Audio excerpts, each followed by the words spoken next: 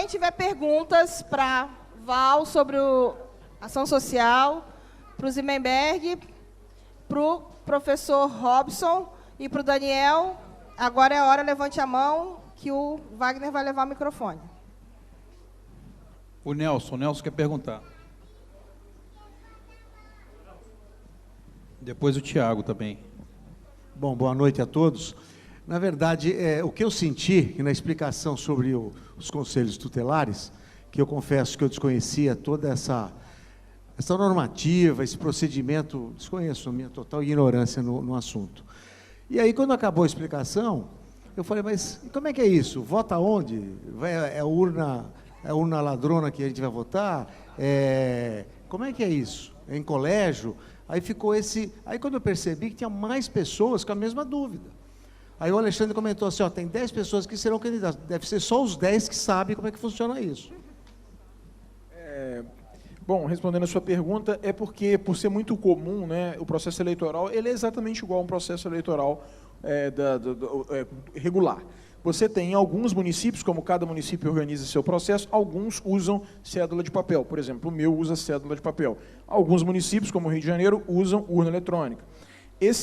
Porém, né, ela não é organizada pelo TRE, ela é organizada pelo CMDCA do município, que é o Conselho Municipal de Defesa dos Direitos da Criança e do Adolescente, ou seja, não é regulado pela Justiça Eleitoral, e, portanto, a pessoa não está subordinada a isso. Ela vai ser regulada pelo CMDCA, vai ser regulada pelo Ministério Público da Vara da Família.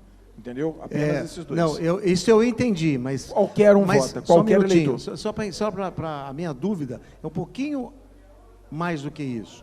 A dúvida é o seguinte, você não vê uma publicidade, você não vê um movimento, você não vê nada. Eu, por exemplo, tenho 65 anos, nunca votei nesse trem. Também nunca fui convidado a votar. Então, como é que funciona? Acho que aqui talvez seja o começo de que pessoas que sejam aqui, que necessariamente não serão candidatos, como é meu caso, que eu não serei, mas gostaria de votar naquele que seria nosso candidato. Então, eu acho que é isso que precisa ficar mais claro. É num colégio, o município vai fazer essa organização, mas são vários pontos, é um ponto único. Veja, a sua dúvida é a dúvida de 100% das pessoas, talvez justamente por nunca ter participado. E por que as pessoas nunca participaram? E por que tem pouca publicidade? Porque quanto menos gente votar, mais organizado para poder você decidir quem é que vai ganhar. É simples assim. Por isso não tem tanta publicidade, por isso você não vê tanta movimentação assim.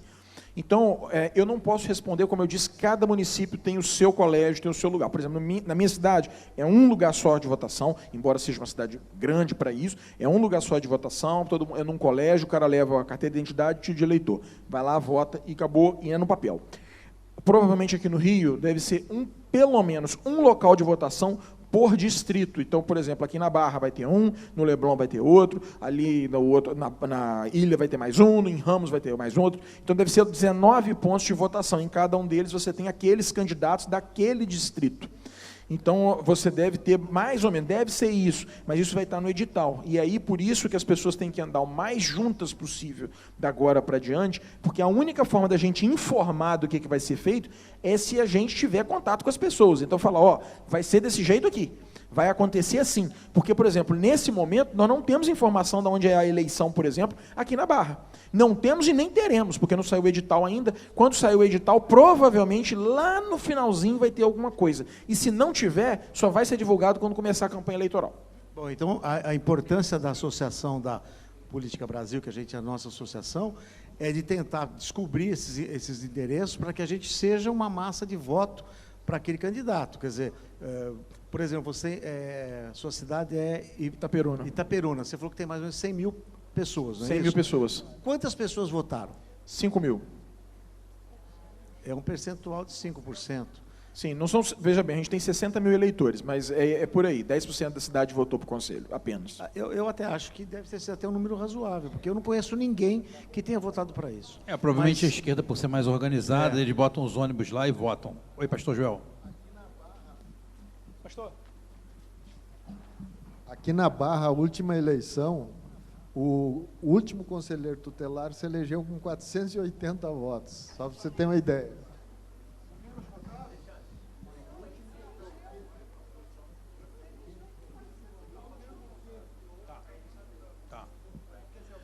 Aqui, ó, só para a gente ter uma ideia aqui. Quem aqui vai fazer o curso da mentoria, está fazendo o curso do Conselho Tutelar? O Wagner, o Pastor Joel, o Wesley, o Hélio. Tem gente que... A Bianca já saiu daqui. Então, a gente tem aqui um número de pessoas, Zé Roberto, a gente tem um número de pessoas, o Silvio também tem interesse, a gente tem um número de pessoas que quer se lançar nessa carreira. Mas...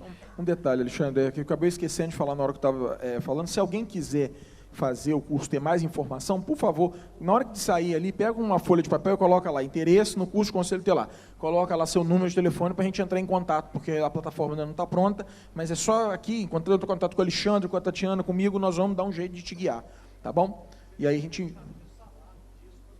Sim. A gente fala isso no... a gente já fez diversas reuniões online e a gente sempre explica o salário, a função de trabalho, como é que é. Então, isso é esclarecido. Por isso já tem uma série de alunos. A gente começou a divulgar na rede social, tem grupos disso, então a gente tem feito bastante reunião nesse sentido. Alexandre, até me desculpe se a minha pergunta não foi conveniente, Não, mas eu quis só mesmo claro. a nível de curiosidade. Eu não Sim. sou candidato, me aposentei, não quero voltar a trabalhar. Mas eu não sei quantos dias da semana se trabalha, se ganha 1.000, se ganha 10 mil. É só a mesma curiosidade. Eu vou responder assim, só o salário. O salário é R$4.000. Aqui no Rio de Janeiro é R$4.000, a média é essa mesmo, R$4.000, R$4.200, R$4.300, varia, porque você tem adicional noturno, tem isso, tem aquilo. Porém, os demais detalhes a gente dá depois, porque senão é maior, tá bom? Mais longo. Show. Luiz Antônio, pergunta. Cadê a mão? Quem é? Microfone. Não, pode perguntar de qualquer tema, não é só Conselho Tutelar não, fica à vontade. Eu queria aproveitar aqui, se você falasse um pouco sobre o Foro de São Paulo, quando foi criado, não sei se é o momento agora. Não, vou falar, é porque acabou que foi passando o tempo por causa que a gente tinha um horário de fechar, Sim. acabou que a gente não falou. O Foro de São Paulo é o seguinte, o primeiro ditador que a gente teve aqui nas Américas foi o Fidel Castro, né? E ele, em Cuba, recebia muito dinheiro da União Soviética, que via uma possibilidade nesse continente de fazer uma certa oposição aos Estados Unidos, e ele queria penetrar nesse continente. Como a União Soviética foi perdendo força e foi parando de enviar recursos, o Fidel Castro viu no Brasil uma nova fonte de financiamento de um novo projeto comunista. E, em 1990, o Lula e o Fidel Castro fundaram o Foro de São Paulo. Que o Foro de São Paulo é uma organização que você tem aproximadamente 200 partidos de esquerda da América Latina, que você também tem um pacote de grupos, você tem instituições legais, esses partidos são legais, né? O PDT faz parte, é legal? É legal. A gente pode não votar no PDT, mas é uma instituição legal. Mas junto você tem também organizações criminosas, como as FARC, as Forças Armadas Revolucionárias da Colômbia. As Forças Armadas é um grupo terrorista que tomou uma parte da Colômbia. Hoje em dia, o presidente faz parte desse grupo, mas é uma insanidade, mas eles têm uma parte da Colômbia, são os maiores produtores de cocaína do mundo, e são eles os fornecedores do Comando Vermelho, do PCC, do Terceiro Comando. Na verdade, o Comando Vermelho não funciona assim, as Farc, ele precisa comprar das Farc para vender, ele não produz, ele só vende. E as Farc sempre elogiou o Lula. O Lula e as Farc sempre tiveram uma relação próxima. E um dos fundadores, a gente não deve saber o nome, mas se quiser botar no Google aí, se botar Manuel Marulanda, você vai ver que é o fundador das Farc, fez parte da ata de fundação do Foro de São Paulo. Isso foi feito em 1990, e eles foram fazendo reuniões semanais. Em 2009, 19 anos depois, eles já tinham conseguido conquistar o governo de 16 países, né? Dentre eles, a Nicarágua, que saiu um documentário agora do Brasil Paralelo, que tem um ditador lá que se chama Daniel Ortega, que é muito amigo do Lula. Daniel Ortega é o seguinte, o Hitler é bonzinho perto do Daniel Ortega. Se você vê o que o Daniel Ortega faz, sobretudo com os católicos na Nicarágua, o Hitler é bonzinho perto do Daniel Ortega. E aí é Maduro, foi o Hugo Chávez na Venezuela, e aí vem essa articulação que eles trocam, eles criam um plano de ação e vão botando isso em prática em diversos países. E, infelizmente, isso funciona. No Brasil, a mídia escondeu isso por muitos anos. Isso foi escondido pela mídia. tinha um advogado que se chamava José Carlos de Graça Wagner, que ele começou a relatar o que acontecia, ele participava e anotava tudo o que acontecia nas reuniões do Foro de São Paulo, e ele procurou um jornalista chamado Olavo de Carvalho para que isso fosse publicado numa página que ele tinha na época que se chamava Mídia Sem Máscara. Então, se a gente botar no YouTube lá, Mídia Sem Máscara, Foro de São Paulo, Olavo de Carvalho, a gente vai ver uns vídeos mais toscos, antigos, do professor Olavo, com alguns alunos, que eles falavam sobre o que aconteciam nessas reuniões. Quando o professor Olavo começa a falar do Foro de São Paulo, ele é demitido da Globo, da Época, do Estadão. Ele era um cara que ele escrevia em todos esses jornais, ele era um jornalista contratado, ele trabalhava. E ele foi demitido de tudo, e durante anos a mídia negou a existência do Foro de São Paulo. Se a gente parar para pensar, por que o Lula roubou, sei lá, 100 bilhões de reais? Isso é para sustentar uma amante? Isso é para comprar um iate? Não, você não precisa de tanto dinheiro para isso. Ele comprou isso para salvar o movimento comunista na América Latina. Por que o Alberto Fernandes, que é o presidente da Argentina, bate continência para o Lula? Porque é o Lula que financiou o governo de esquerda chegar ao poder. Esse instrumento do BNDES, que eles vão mandando dinheiro, é um instrumento de recursos para o Foro de São Paulo. O Foro de São Paulo ficou queimado nos últimos anos, de mudar o nome. Você vai procurar no teu Instagram, Grupo de Puebla. Se você botar lá o Grupo de Puebla, você vai ver as nomeações do Lula que eles têm parabenizado. A última postagem do Instagram do Grupo de Puebla é uma advogada que assumiu um cargo de alto escalão, que é a esposa do Chico Buarque, que é a doutora Carolina, uma advogada de esquerda, que vai ser a assessora especial do Aloysio Mercadante no BNDES. Então, assim, o Foro de São Paulo é o responsável por grande parte de toda essa bagunça que está acontecendo na América Latina. De fato, eles têm interesse, sim, de criar aqui uma situação unificada entre os países e uma espécie de socialismo que eles vão falar que não, porque o socialismo hoje não é o marxismo puro, né? É um controle do Estado forte, mas eles não são contra todos os empresários. Eles querem alguns poucos empresários muito ricos. Hoje em dia você tem muita dificuldade de você montar uma empresa. A realidade é essa. As pequenas empresas estão sofrendo muito. Quem são os beneficiados? Os grandes grupos.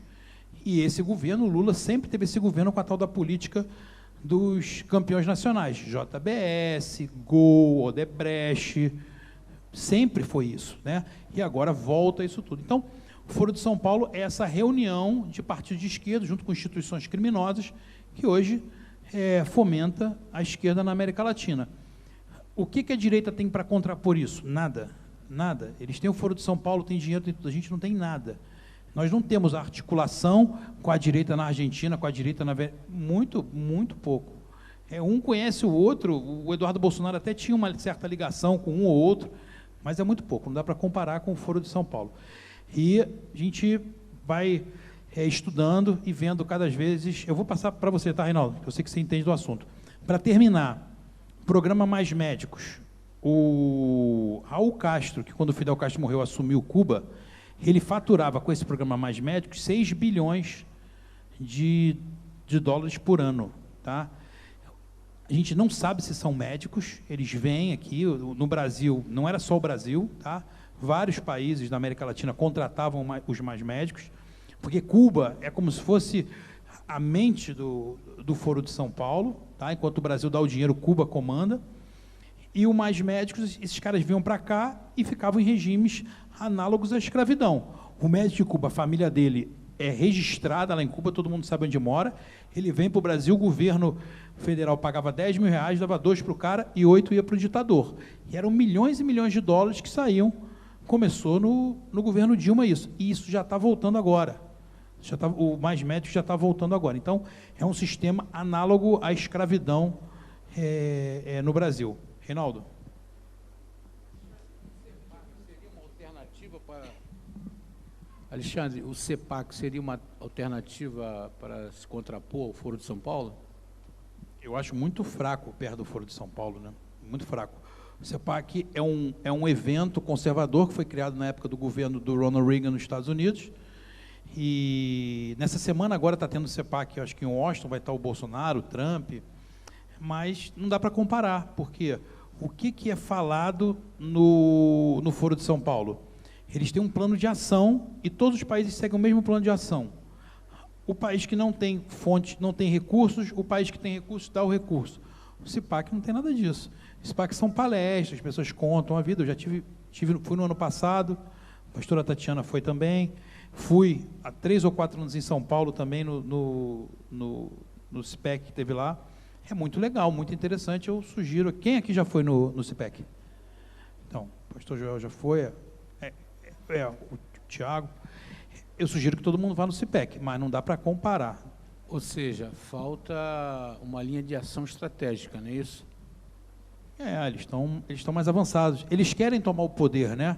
No CIPEC a gente vai falar do que são valores, mas a gente não vai falar assim, eu quero tomar o poder. Não vai. Eles falam, a gente vai tomar o poder, e tomam o poder. Que é muito diferente de ganhar a eleição, né? Que é o que o José Disseu fala. Para a gente fica imoral, né? Falar em tomar o poder. Para eles, a moral deles é essa. Nós vamos criar essa maturidade ainda de falar isso, porque hoje em dia, se alguém chega aqui, sou de direita, quero tomar o poder, quero ser governador, a própria direita destrói o cara. Então, a gente vai ter essa maturidade ainda de falar assim, quero governar. Até porque, o pastor Joel sabe, Deus mandou a gente nesse mundo aqui para governar, não para a gente ser escravo de esquerdista. Hoje nós somos escravos da esquerda. Gasolina está aí já. Ontem estava 4,80, hoje de manhã já começou 5,70 aí no posto de gasolina. Nós somos escravos, a gente está trabalhando, nosso suor, para dar 29 bilhões para o Lula fazer 37 ministérios. Boa noite. Perguntar para o Daniel. Daniel, tu pode explicar um pouquinho a respeito do pessoal que teve arma, né? A gente fez o pedido, foi cadastrado pela Polícia Federal, tudo. E aí está meio assim, a gente tem que recadastrar de novo, aí tem um pessoal que fala, não precisa, outros falam que precisa, aí fica nessa confusão. Tem como você explicar um pouquinho a respeito disso? Com esse novo decreto, foi determinado que toda arma de calibre permitido, adquirida a partir de 7 de maio de 2019, foi o primeiro decreto do presidente Bolsonaro, e todas as armas de calibre restrito, independente do período que tenha sido adquirida, elas devam ser recadastradas no SINARME, tá? Que é um sistema próprio da Polícia Federal. Na verdade, hoje existem diversas teorias do que pode ser feito, para que eles querem esse recadastramento. Tá? A minha opinião faça o recadastramento. Porque pode acontecer de você estar infringindo a lei e eles usarem isso contra você. Independente que se faz o recadastramento normal. Faça o recadastramento. Se está na federal ou se está no Exército. Se ela está no Exército, ela já está registrada no SIGMA, você vai registrar no SINARME. Se ela já estiver no SINARME, não precisa recadastrar. Tá. Aquele deputado de São Paulo... Paulo Bilinski. Isso. Eu vi uma postagem do Instagram dele hoje, ele dizendo que ele sugere que, por enquanto, não se recadastre. Em tese, o recadastramento, alguns deputados estão batendo que é inconstitucional, né? Então, assim, as minhas armas eu vou registrar, tá? Como diversas outras pessoas estão registrando. Até porque eu não quero responder, porque hoje é muito complicado, né? O governo pode falar assim, olha, para você que tem 5,56, para quem não sabe, 5,56 é um calibre restrito. Se você não recadastrar, você está cometendo crime. E aí, o que você vai fazer? Você não vai recadastrar? Se você não recadastrar, sua arma se torna ilegal. E o que você vai fazer? Você vai esconder sua arma? Você vai cometer um crime? Eles vão cadastrar as armas do CPX, não? Então, em 2005, o nosso ministro da Justiça, Márcio Tomás Bastos, falou que o Estatuto de Desarmamento não foi feito para desarmar bandido. E, por coincidência, Flávio Dino, essa semana, inclusive, falou que a extrema-direita bolsonarista pergunta a ele nas redes sociais, por que você não... E as armas dos bandidos? E ele falou, as armas dos bandidos são ilegais, vocês não têm que me cobrar isso. Então... Daniel, É bizarro. é uma situação até particular minha, mas pode ser que se encaixe para mais alguma pessoa. Eu comprei minha arma em 92. Em 92 eu tinha o porte de arma. Esse porte de arma venceu com o tempo. Aí veio em 83 o negócio da devolução da arma. Eu não devolvi, evidentemente. A arma está comigo até hoje. Então eu tenho somente a compra e o que seria o registro. O registro. Então, ou seja, eu não tenho nada. Também não quero devolver. E também não quero me registrar. E também não quero fazer. Não quero. Corta a gravação, corta a gravação. O que faz? O que Deixa faz? quieto isso aí. Cortar a gravação. Não grava isso, tá, gente? Volta. O que faz? Eu vou pegar minha Olha, arma, fazer o quê? Vou registrar? Qual é o calibre da sua arma? 38. Você pode atualizar o registro da sua arma. Sem Você problema. vai fazer uma atualização de registro com posse de arma, tá? Só que hoje a posse você tem que comprovar. Antigamente a comprovação da efetiva necessidade era só para o porte. E depois de uma canetada lá e a derrubada dos decretos, você hoje precisa comprovar a efetiva necessidade para ter a posse da arma de fogo. Só ver quantos crimes tem no Rio de Janeiro. A gente já tentou fazer isso, falar que mora no Rio e é muito perigoso. Não, veja, Só eu que hoje não ando armado. Eu andei armado muitos anos. Hoje eu não ando mais. Já tive uma situação de uso. Mas Até porque não pode, né? Você não até pode, aí, hoje você não pode. Veja bem, por isso que eu estou dizendo. Ela está na minha casa. Se escutar um barulho, alguém entrar na minha casa, eu posso ter certeza que eu vou usar. Aí é uma outra situação. Juridicamente, eu vou deixar o Alexandre responder eu não essa. sei o que fazer. Porque você pode usar qualquer meio, né? Eu não sei o que fazer. Eu fiz uma pergunta, porque pela data que eu comprei em 92, depois se passaram, o meu porte caducou, eu parei de andar armado, guardei a arma, veio a recolha lá, plebiscito, não sei como é que chama lá, para entregar, eles pagavam desarmamento, pagavam R$100 para entregar a arma. 2003. Ela brigou comigo, foi uma briga para entregar, e ela queria que eu entregasse de qualquer jeito. Bom, mas isso aí passa, tem direito. Ainda bem que você não ouviu ela. Né? Exato. Então, às vezes eu faço isso, mas a maioria eu escuto. Eu sou obrigado a ouvir. Mas, assim, voltando, hoje, nesse momento, eu não sei o que fazer. Ficou confuso. Como eu disse, você pode fazer a atualização do registro da sua arma na Polícia Federal. Aí eu atualizo e falo assim, por que você tem que ter arma? Então, aí você vai ter que declarar o motivo pelo qual você precisa ter uma arma de fogo. Mas quem julga isso o delegado. As pessoas que... Eu não sei que diabo de delegado vai ser esse. O que eu acho mais adequado seria o Daniel levar essa questão pessoal do Proarmas e aí vocês pensarem... Porque o caso não deve ser só do senhor. É isso que eu estou dizendo. Deve ter mais pessoas com a gente. mesma situação. E aí depois o Roberto a gente passa tem um rifle, essa informação. É um rifle que você tem, não é a mesma situação. Olha, mas isso é mais do que normal, tá? Existem pessoas que ganharam, herdaram do pai... Val... E ficou lá guardada e nunca mexeu, e o registro está antigo. Quem vai falar agora? É o Val? Vai, Val. Boa noite. Então, eu vou fazer uma pergunta para a Val. Ela também é Val, né? E vai também pegar um pouco você. Valeu, Alexandre. Fechado. Então, Val, você falou que não tem nenhum apoio político. Eu faço parte de um projeto na Baixada Social. E sem apoio político lá não dá. Vou ser bem sincero para você. Lá uma mão, você entrega com uma e recebe com a outra. Assim funciona na Baixada. Eu queria saber como que você busca esse recurso se você não tem apoio político e se a associação, de certo modo, com o Alexandre na presidente, pode fazer alguma coisa, registrando, tendo um CNPJ, buscando uma parceria, recurso do governo federal para poder, porque projeto social é uma parada que tu tem que ter amor, mas o amor também tem que ter no bolso, senão não funciona. Por isso que eu falei muito de propósito, né? Porque quando você tem um propósito, você tem algo pelo que morrer. E eu acredito muito no chamado e isso não virou um impedimento para mim. E essa questão política, ela é muito complicada, né? Hoje a gente está sentado aqui com pessoas que têm o mesmo pensamento, objetivo, né?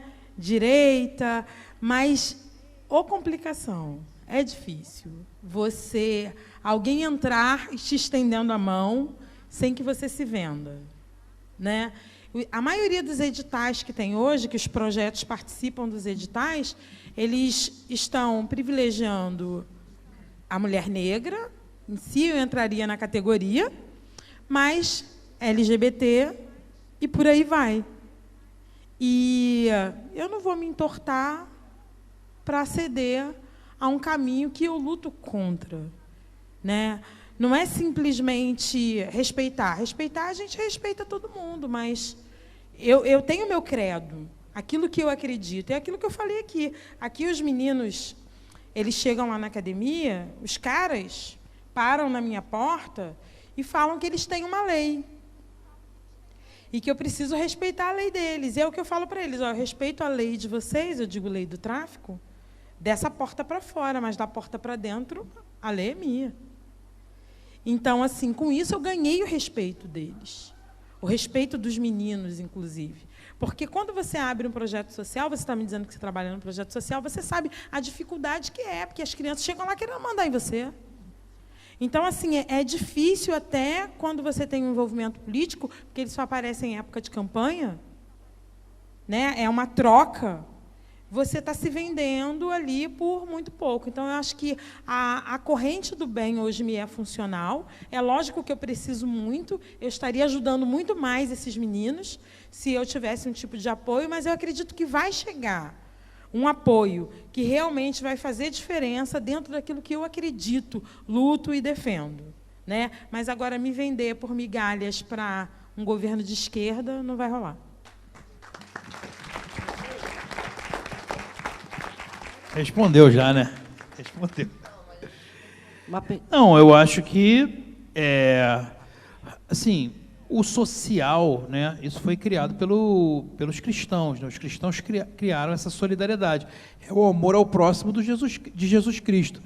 Só que a esquerda é tão ardilosa que até a palavra amor esses caras pegaram agora da maneira deles, entendeu? Então, aí o amor, o casal com trisal, né? O amor, toda forma de amor, aí eles fazem um pacote complicado, mas a gente não pode entregar isso. Eu acho que a gente entregar isso para eles, não. A gente tem que pegar deles. Encerrar o mecanismo de ajuda via projeto social, não vamos conseguir. O que a gente precisa fazer? Pegar os projetos para a gente ajudar as pessoas que têm um projeto legal. Eu não ficaria confortável se estivesse na minha mão falar, vou ajudar um projeto, e se ali dentro eu visse que teria uma ideologia ruim, uma ideologia de perverter a mente das crianças, mas ajudaria um projeto que faz essa transformação de vidas, que é o caso da Valéria, né? Foi o que a pastora Tati falou, não é da cesta básica. As pessoas, saem da cidade de Deus e vão morar em Nova York, Isso é o que está escrito na Bíblia em Romanos 12:2. É a transformação, né? A transformação de mente, de mentalidade. Você imagina a cabeça do jovem que foi criado na cidade de Deus, quando eu conheço a cidade de Deus e também conheço os Estados Unidos. Imagina a cabeça da pessoa que saiu dali, chegou lá, é o orgulho que ela e o exemplo que ela vai dar para a família, para as pessoas. Então, isso é fenomenal. Eu sou super a favor da gente abraçar esses projetos. Nos últimos anos, a direita, a gente ficou muito na questão ideológica que a gente tem que continuar. Mas precisamos também abraçar essa parte do social. Alexandre, Val, a direita não existia. Então, assim, eu trabalhei na CUFA, fui professor da CUFA de produção cultural em 2005. Estava até comentando com a Val. Em 2005, eu fui demitido de lá porque eu queria fazer projetos para seres humanos.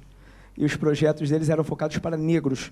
E as minhas alunas brancas apanhavam das negras. Eram meninas de 13, 12, até 15 anos. Elas apanhavam mesmo, porque as negonas queriam bater nelas porque elas eram brancas, olhos claros e tudo mais. Então, esse preconceito deles existia lá atrás, em 2005. Hoje isso piorou, porque, além disso, eles estão empurrando goela abaixo da garotada o homossexualismo, e os projetos eles são focados hoje para isso. Por quê? Porque quem faz análise do projeto, do fomento, são esse tipo de pessoas, inclusive no governo Bolsonaro. Continuava essas pessoas lá em Brasília, fazendo lá os projetos da Lei Rouanet, o projeto dos editais da cultura, os projetos do governo de Estado e do município nem se fala, porque estava na mão de Eduardo Paes. Então, a gente tem que retomar isso, mas principalmente, né, você apresentou aqui na tela os patrocinadores, e eu sei que pessoas aqui têm potencial também de financiar e ajudar isso. Né, o que precisa, além das pessoas entrarem na comunidade, as pessoas de direita que falaram, o projeto social, a ação social é da esquerda, entregaram na mão do bandido isso. Como até a própria novela, até a novela da Record de falar de Jesus é uma porcaria. Não tem nada de Jesus naquilo ali. Por quê? Porque deram a novela para o diabo. E, da mesma forma, o trabalho social foi entregue na mão do diabo. Eu fiz trabalho social, faço trabalho social há mais de 20 anos. E o trabalho social, quando eu entrava na comunidade, eu via o moleque querendo andar de motinha e pegar uma menininha, e ele ia morrer no máximo com 20. Então, o que a gente fazia lá era quase o que a Val fazia. Era passar para aquela criança que ela podia ser alguém, um cidadão. E a gente, com muita dificuldade, resgatava aquela pessoa. Os projetos sociais, em sua totalidade, vamos dizer, na maioria, totalidade não, porque tem Vals espalhadas aí, poucas, eles fazem o quê? Eles resgatam essas crianças, essas pessoas, e formam elas cidadãos. Isso é uma dificuldade do caramba, principalmente por causa do Flamengo, da Cláudia e do Kreb, porque eles formam isso, é para falar errado mesmo, é para afrontar o adulto, é para não respeitar o professor, mas cabe a nós fazer esse trabalho. Como? Aí entra agora outro trabalho do professor aqui, que é o que? Ocupação, a gente não ocupa espaço. Né? O professor falou aqui, quando você fez a pergunta, quantos levantaram a mão aqui dos conselheiros tutelares?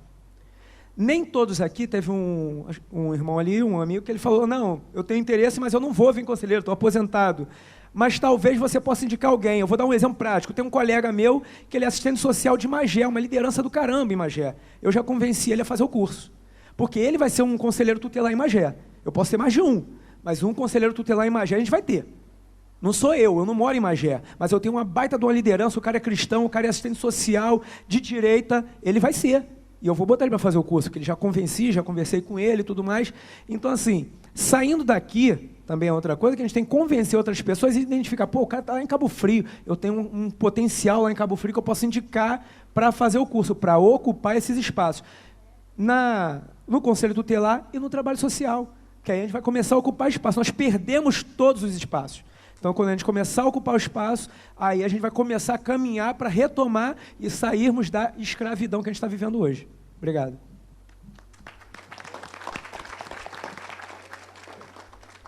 Oi, boa noite. Duas perguntas que eu tenho a fazer. Uma, sobre o Conselho Tutelar. Quais são os requisitos? E outra é, essa nova polícia lá de Brasília procede? Tá bom. Os requisitos mudam de município para município. Nós temos alguns requisitos gerais, que são os requisitos da lei, ter mais de 21 anos, não pode ter nenhum tipo de problema na justiça, ponto, não pode mesmo ter nenhum tipo de problema na justiça, tá? Assim, problemas de ordem civil não acho que não se aplica, mas de ordem penal não vai poder, de ordem administrativa também não vai poder, né, se teve algum PAD contra.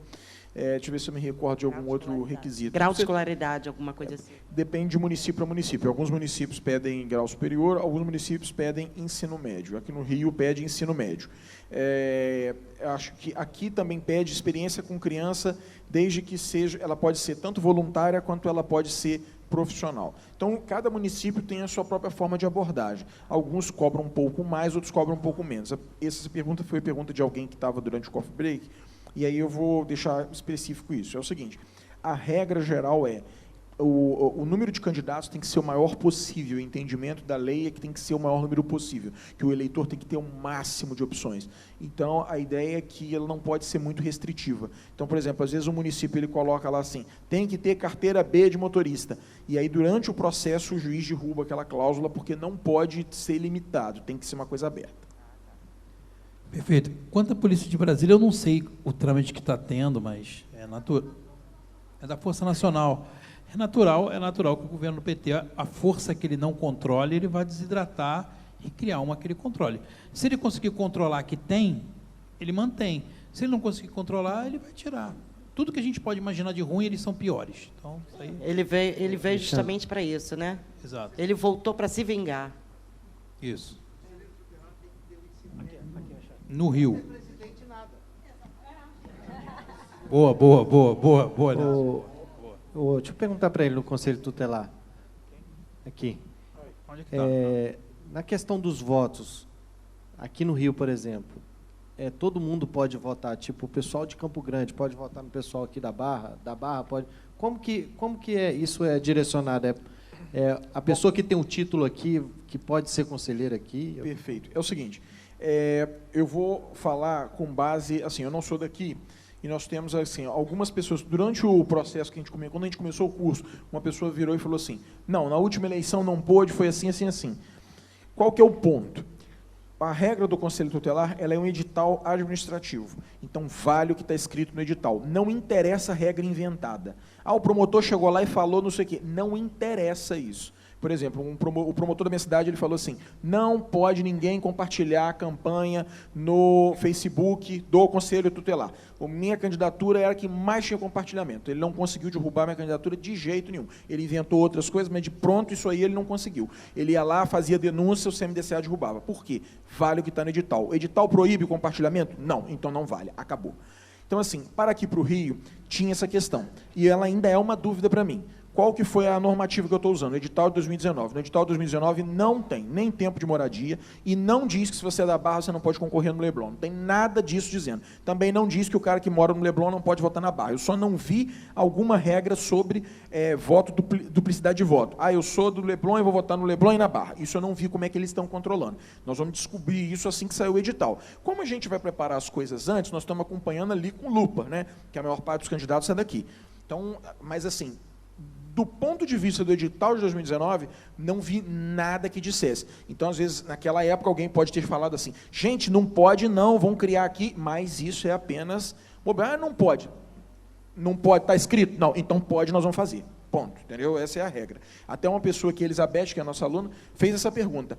Eu tenho que estar morando 2 anos no lugar. Eu falei, Elizabeth, tem nada disso. Não diz nada, não tem nada disso sobre lá, esquece isso, toca para frente. Show. A pastora Big Mama vai perguntar, pastora?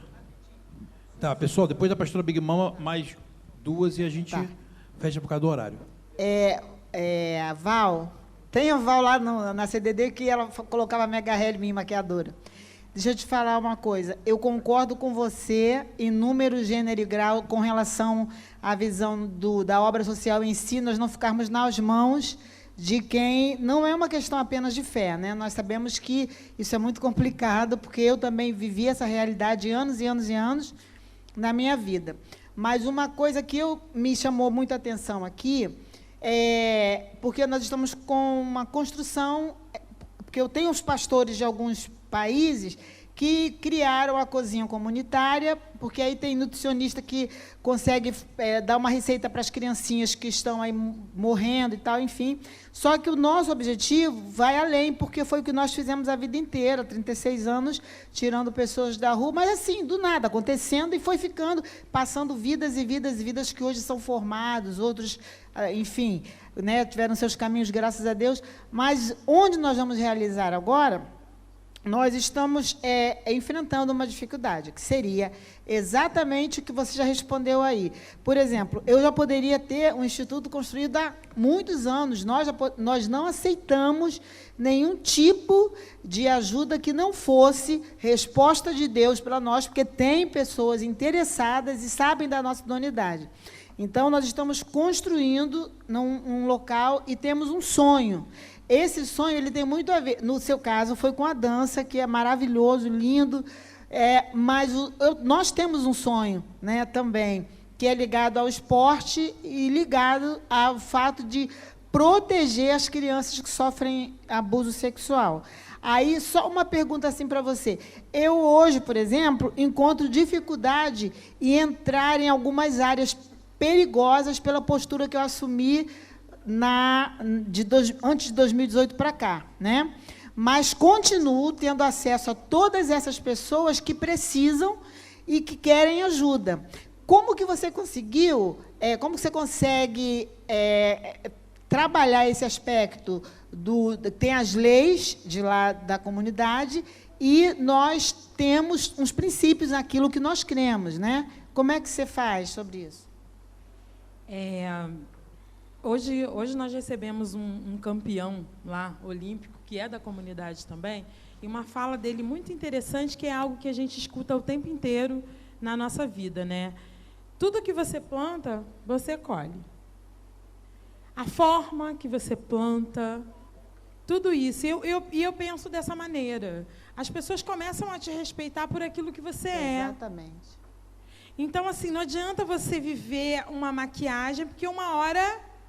Então, assim, eu sou essa pessoa. Isso aí. Eu lembro, ainda aqui nessa instituição, que nós fazíamos o Responsábado. Isso deve ter, sei lá, gente, 20 anos. E eu lembro que a gente juntava uma garotada toda, ainda era na Terra Encantada, e nós arrecadávamos 1 tonelada de alimentos com um monte de jovem. Então, assim, eu penso no seguinte, né? Deus, ele usou a mula e ele usa quem ele quiser. Eu recebo doações ali. Na pandemia, eu consegui arrecadar 22 toneladas de alimento pela rede social, e eu tinha pessoas de todos os credos, porque as pessoas estavam interessadas em doar e não em trocar. É isso aí. O meu problema é a troca. O meu problema não é você querer estender a mão. Se você é macumbeiro, eu não quero nem saber, eu vou receber. Isso aí. O meu problema é quando você diz para mim o que eu devo fazer, quando, na verdade, Deus está dizendo para mim como eu devo conduzir a situação. Então, esse é o problema. As pessoas, a política de esquerda, ela trabalha com troca. Ela não trabalha te dando liberdade para fazer aquilo que você acredita. Esse é o meu ponto, né? É o meu limite, né? É a minha trava. Não, dessa porta para dentro, quem manda sou eu. Então, eu estou no caminho certo. E a outra pergunta rapidinho. Olha, parabéns, eu estou apaixonado por você, viu? A outra pergunta rapidinho sobre o Conselho Tutelar é assim, até o deputado Luiz Lima falou assim, Big, você vai fazer qual área, né?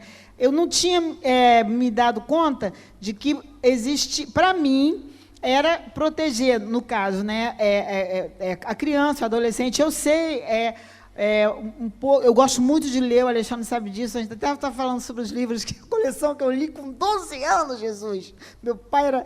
E aí, eu fiquei pensando, nesse exato momento, eu estou envolvida com as crianças que sofrem abusos sexuais, e essas crianças, eu contei para o doutor, para o deputado, que eu enfrentei uma situação em uma igreja que eu fui pregar, e a igreja, assim, com muito uso e costume, eu tive logo que gerar o turbante, eu fiquei logo chateada, mas tudo bem, respeitei. Aí, chegando lá, Deus me fez assim, sentir um incômodo.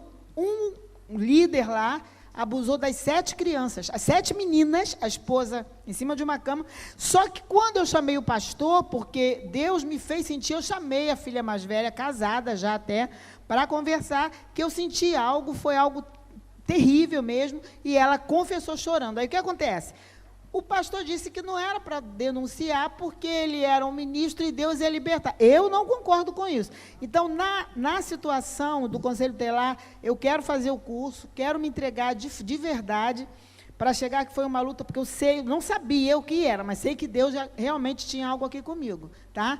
Mas eu queria, assim, saber se é isso, se tem algo mais além disso. Por exemplo, nós trabalhamos com a questão de drogadição há muitos anos, mas agora eu estou muito focada, com mulheres de visão, em proteger, que saibam que a igreja é um lugar de seguro para a criança e para o adolescente. E saber que tem isso, eu não vou exigir, não pode ser espírito, não interessa. Nós vamos proteger aquela criança e aquele adolescente. Aí eu queria saber se existem áreas específicas de atuação para quem vai se candidatar. Assim, como requisito, o requisito é que a atuação seja com crianças e adolescentes, né? Tem esse requisito. Então, lógico, porque é a área que você vai trabalhar. O Conselho Tutelar ele tem um limite de idade, você vai atuar até os 18 anos. Existe uma única exceção, é aquele adolescente que cometeu um crime antes de cometer 18 anos, e aí ele foi preso, é internado, não é preso que fala. Então, o cara foi internado, e ele colocaram ali 3 anos, né, a pena máxima, né, e aí a medida socioeducativa é 3 anos, com 21 anos se encerra. Então, essa é a única exceção, então você vai até 18 anos, não mais que isso. A gente não passa esse atendimento, entendeu? O conselho gira em torno disso. Assim, então a gente atende mulheres gestantes, né?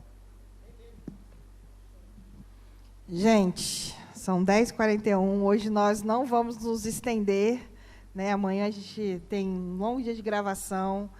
Alexandre, faz as considerações finais aí, agradece o pessoal, mas de antemão, muito obrigada, e sejam bem-vindos aqui à nossa igreja, estão convidados também a frequentar, a vir. Quem ainda não se tornou membro da associação, né? A prancheta está ali fora? A prancheta está ali fora. Pessoal, QR Code, o Cosme está lá, Cosme, Marilena. Então é isso. Felipe. É Felipe? Não, é. Luiz Felipe. Luiz Felipe. Então, pessoal, quem não fez ainda, quem puder fazer a associação, A gente precisa ganhar corpo, ganhar tamanho, poder realizar esses eventos em outros bairros. Tá? O próximo evento do próximo mês vai ser em outro bairro, né, pastora? A gente já está pensando em fazer em outro bairro. Tá, não, vamos embora. Obrigado, pastor. E a associação é um corpo... Quer fazer na Tijuca, ou, quem sabe, a gente vai até Campo Grande. E a associação é um corpo de pessoas, tá? Então, quanto mais gente participando, melhor. Agradecer a presença de vocês todos aqui, pessoas muito especiais. E eu queria pedir, vamos fazer uma oração para fechar? Pastor Joel, vem Pastor Joel. orar aqui, por favor, como autoridade também espiritual. Seja bem-vindo ao nosso altar aqui da Sara Nossa Terra. Pastor Joel, nosso presidente de honra da associação, nosso amigo, irmão de caminhada. Amém. Vamos orar. Nosso Deus e Pai que está no céu, nós queremos te agradecer por cada vida que adentrou a porta desse auditório. Senhor, e agora nos leva guardado e protegido debaixo do teu sangue. Cobre-nos, Senhor, e acampa os teus anjos ao nosso redor. Senhor, e que tudo aquilo que foi discutido, que foi planejado, que foi tratado aqui, Senhor, nós colocamos diante do teu altar. Senhor, prospera os projetos, prospera, Senhor, aquilo que o Senhor tem colocado na mão de cada um dos teus filhos, a responsabilidade, Senhor, e que nós possamos continuar implantando o teu reino aqui na terra.